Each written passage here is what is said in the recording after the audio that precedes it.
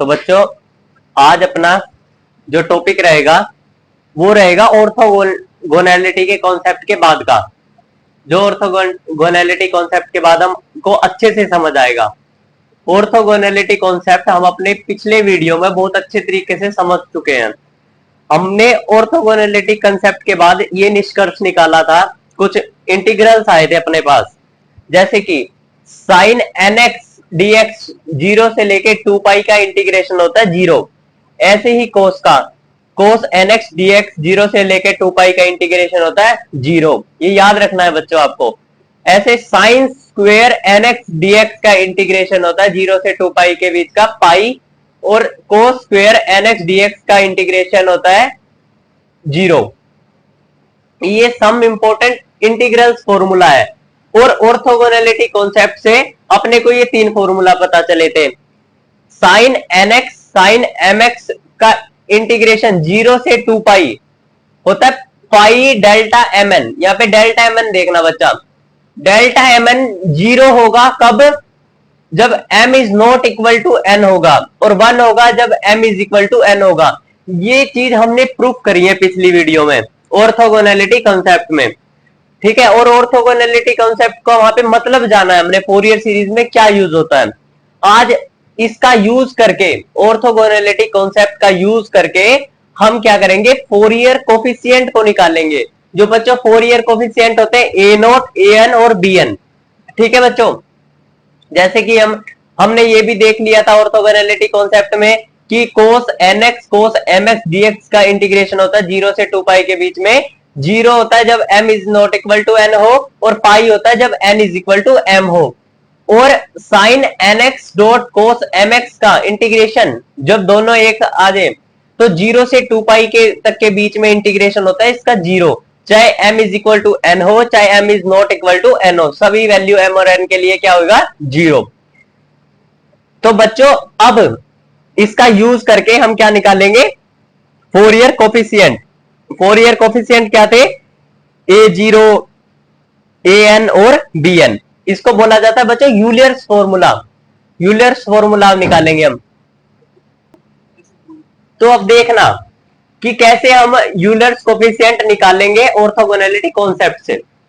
तो देखना बच्चा, ये है फोरियर सीरीज जो हमने पहले भी फर्स्ट लेक्चर में देखी थी, जिसमें साइन और कोसाइन के हार्मोनिक्स थे, मतलब साइन और कोसाइन की ही टर्म थी। ये मैं आपको बच्चों फोरियर सीरीज उसमें बता चुका हूं लेक्चर फर्स्ट में। ये है फोरियर सीरीज, ठीक है बच्चों। तो अब अपने को सबसे पहले क्या निकालना है, ए नोट, क्योंकि ए नोट निकालना है सबसे पहले अपने को। तो ए नोट निकालने के लिए हम क्या करेंगे बच्चों, इसका इंटीग्रेशन कर देंगे 0 से 2 पाई तक की रेंज में।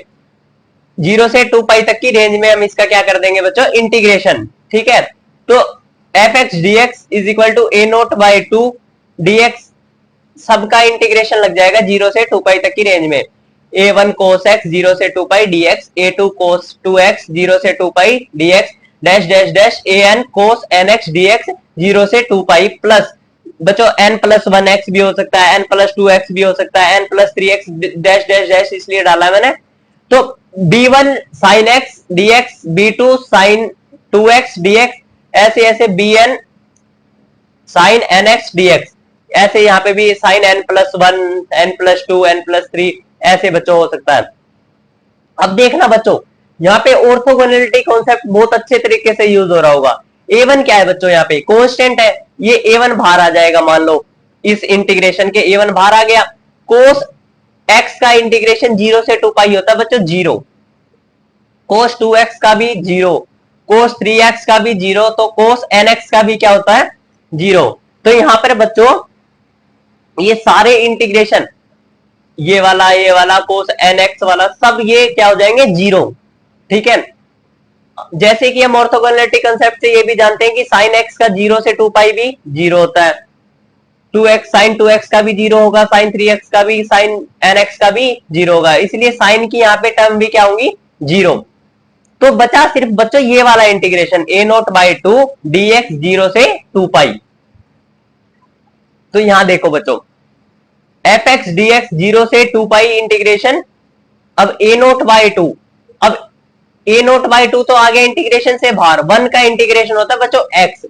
यदि हम लिमिट रखेंगे upper limit minus lower limit, और सारा तो जीरो हो गया था, upper limit minus lower limit तो a note by two into two pi, ये तो बच्चों मैं मानता हूं कि आपको ये इंटीग्रेशन की लिमिट रखनी तो आती होंगी। टू से टू गया तो यहां से ए नोट की वैल्यू आ गई 1/पाई, 0 से 2 पाई एफ एक्स डी एक्स। बच्चों ये आ गया अपना पहला फोरियर कोफिशिएंट। ठीक है बच्चों, अब क्या काम है अपना, अब अपना काम है सेकंड को फोरियर कोफिशिएंट निकालना। जैसे कि बच्चों एन निकालना है अब अपने को। एन निकालने के लिए बच्चों क्या करा, मैंने उस फोरियर सीरीज को कॉम्पैक्ट फॉर्म में लिख दिया। जैसे मैंने उसको बहुत बड़ी फॉर्म में लिख रखा था, ए नोट बाई टू को ए1 कोस 1x, फिर ए2 कोस 2x ऐसे लिख रखा था। मैंने उसको कॉम्पैक्ट फॉर्म में ऐसे भी लिख सकते हैं, फर्स्ट लेक्चर में हमने देखा था, F X is equal to A note by two summation of A N cos N X plus B N sine N X, N is equal to 1 से N is equal to N तक। बच्चों अपने को क्या निकालना है, A N निकालना है। ए एन निकालने के लिए हम क्या करेंगे, बोथ साइड, दोनों साइड हम क्या कर देंगे, इंटीग्रेशन कर देंगे 0 से 2 पाई तक की रेंज में, और हम बोथ साइड मल्टीप्लाई करेंगे बच्चों कोस एन एक्स से। किससे मल्टीप्लाई करेंगे, कोस एन एक्स से। तो देखो यहां पे कोस एन एक्स के साथ मल्टीप्लाई कर दिया, 0 से 2 पाई इंटीग्रेशन कर दिया सबसे पहले, फिर कोस एन एक्स से हमने मल्टीप्लाई कर दिया। ऐसे ही इस टर्म में भी कोस एन एक्स से मल्टीप्लाई कर दिया, ऐसे इस टर्म में कोस एन एक्स से मल्टीप्लाई करके इंटीग्रेशन कर दिया, ऐसे ही इस टर्म में। अब बच्चों हम यहाँ पे ऑर्थोगोनैलिटी कॉन्सेप्ट का यूज करेंगे। ऑर्थोगोनैलिटी कॉन्सेप्ट अपने को ये बोलता था कि कोस एन एक्स का इंटीग्रेशन होता है 0 से 2 पाई तक की रेंज में 0। तो ये वाली टर्म क्या होगी बच्चों, पूरी 0 हो गई।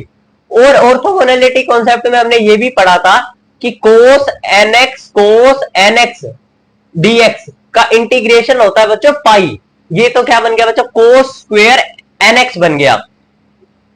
ये क्या बन गया, cos square N X. Cos square N x का 0 से 2 पाई तक की रेंज में यदि आप इंटीग्रेशन करते हैं तो उसके इंटीग्रेशन की वैल्यू आती है पाई। तो ये इसका इंटीग्रेशन सॉल्व करके क्या आएगा बच्चों, पाई। और इसका देखो समीशन तो बाहर रहेगा, bn कोस एन एक्स साइन एक्स, इसका इंटीग्रेशन कोस एन एक्स और साइन एक्स का इंटीग्रेशन बच्चों ऑलवेज 0 होता है 0 से 2 पाई तक की रेंज में। तो ये भी 0 हो गया बच्चों, ये भी 0 हो गया। अब आगे क्या बचा बच्चों, यहां से तो बचा an, समीशन का मान लो, तो an पाई क्या बचा, an पाई, इसका इंटीग्रेशन क्या हो गया था बच्चों, पाई। तो यहां से हम an की वैल्यू निकाल लेंगे, an समीशन का 1 से लेके n तक, n की वैल्यू जो है होंगी वो होगा 1/पाई integration of 0 to pi f x cos N x d x. बच्चों ये हमने फर्स्ट वीडियो में डायरेक्ट लिखा था, आज हम इसका प्रूफ कर रहे हैं बच्चों। ठीक है, तो अब बच्चों ऐसे ही हम bn निकाल लेंगे। bn को फाइंड करने के लिए वैसे ही हमने सीरीज लिखी, बोथ साइड हमने मल्टीप्लाई एंड इंटीग्रेशन करा 0 से 2 पाई तक की रेंज में। मल्टीप्लाई किससे करा बच्चों, हमने यहाँ पे साइन एन एक्स से। किससे, साइन एन एक्स से। जैसे कि बच्चों यहाँ पे F X sine N X integration कर दिया 0 से 2 पाई। अब इज इक्वल टू 0 से 2 पाई, यहाँ पे a note by two sine N x d x. अब बच्चों ये वही बात हुई जैसे साइन एन एक्स का इंटीग्रेशन होता है 0 से 2 पाई तक की रेंज में 0, प्लस अब कोस एन एक्स साइन एक्स, कोस और साइन का इंटीग्रेशन 0 से 2 पाई के बीच में क्या होता है, 0। ये ऑर्थोगोनैलिटी कॉन्सेप्ट क्या है बच्चों, ऑर्थोगोनैलिटी कॉन्सेप्ट एक बहुत इंपॉर्टेंट कॉन्सेप्ट है। Plus bn is equal to summation sine N X dot sine N x का इंटीग्रेशन होगा बच्चों पाई, ये भी क्या हो गया पाई, bn पाई। तो अब यहां से bn की वैल्यू आ गई बच्चों ये, अब bn इज इक्वल टू 1 2 3 4 5 6 7 8। अब बच्चों तुम्हारे को यहां से एक बहुत अच्छी बात पता चल रही है, b1 b2 b3 b4 जो आ रहे हैं ना, यहाँ पे b1 की वैल्यू रखोगे तो कुछ और वैल्यू आएगी, b2 की रखोगे तो कुछ और वैल्यू आएगी, b3 की वैल्यू रखोगे तो कुछ और इंटीग्रेशन की वैल्यू आएगी। बच्चों ये यहाँ से ये पता चल रहा है अपने को, ऑर्थोगोनैलिटी कॉन्सेप्ट लग के अपने को यहाँ पे लगाना जो लग रहा है इससे अपने को ये पता चल रहा है कि ये सारी B1 B2 B3 B4 ये सारी टर्म आपस में इंडिपेंडेंट है। क्या है? आपस में इंडिपेंडेंट। ऑर्थोगोनैलिटी कॉन्सेप्ट आया ही इसलिए था कि अपने को ये बता सके कि जो फोरियर सीरीज में जो टर्म आएंगी वो क्या होंगी? इंडिपेंडेंट होंगी। जो B1 B2 की वैल्यू होंगी, मतलब साइन एक्स कोस एक्स वगैरह। तो इससे बच्चों क्या फायदा हो रहा है? इससे अपने को क्या फायदा हो रहा है? इससे हम डिफरेंट डिफरेंट फ्रीक्वेंसी को एनालाइज कर सकते हैं सेपरेटली। ठीक है बच्चों, तो ये थी बच्चों इंटीग्रेशन, सिंपल इंटीग्रेशन था इस लेक्चर में। तो मैंने ये पहले से ही लिखा हुआ था ताकि तुम्हारे को टाइम पास ना हो। सिंपल सी बात है बच्चों। अब अगली जो वीडियो आएगी उसमें हम पढ़ेंगे ड्रिचलेट्स कंडीशन। ड्रिचलेट्स कंडीशन बच्चों बहुत ही इंपॉर्टेंट कंडीशंस है। क्या करती है Dirichlet condition? Dirichlet condition Fourier series के कौन सा फंक्शन अपने को चुनना है जिसकी फोरियर सीरीज बन सके, वे कंडीशन है। मतलब फोरियर सीरीज की एक तरह से लिमिटेशन भी हो गई कि भाई हम कौन सा फंक्शन ना चुने जिसकी फोरियर सीरीज ना बन सकती हो, या ऐसा कौन सा फंक्शन चुने जिसकी फोरियर सीरीज बन सकती हो, वो कंडीशन क्या होंगी, ये आता है बच्चों ड्रिचलेट कंडीशंस में। तो बच्चों इस वीडियो में तो हमने सिर्फ ये पढ़ा कि हम फोरियर कोफिशिएंट को कैसे निकाल सकते हैं, ए नोट ए एन और बी एन की वैल्यू को हम कैसे निकाल सकते हैं। किसका यूज करा हमने? ऑर्थोगोनैलिटी कॉन्सेप्ट का। तो थैंक यू बच्चों। यदि आपको हमारी वीडियो पसंद आई हो तो आप लाइक करें और शेयर करें और सब्सक्राइब करें। Thank you.